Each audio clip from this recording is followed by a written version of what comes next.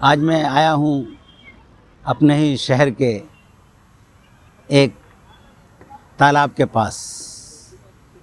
यहाँ बज़ाहिर तो बहुत सुकून है, लेकिन आज मेरी जो शायरी है उसमें सुकून नहीं है।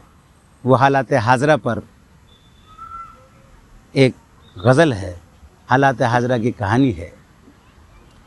सुकून एक पल भी मयस्सर नहीं है, सुकून एक पल भी मयस्सर नहीं है, यहाँ कोई महफूज अब घर नहीं है।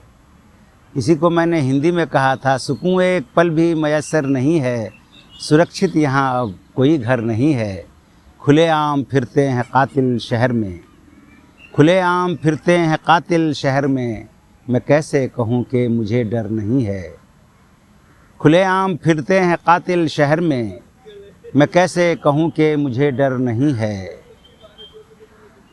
हर एक मोड़ पे मौत डेरा है डाले, हर एक मोड़ पे मौत डेरा है डाले, निशाने पे कैसे मेरा सर नहीं है, निशाने पे कैसे मेरा सर नहीं है।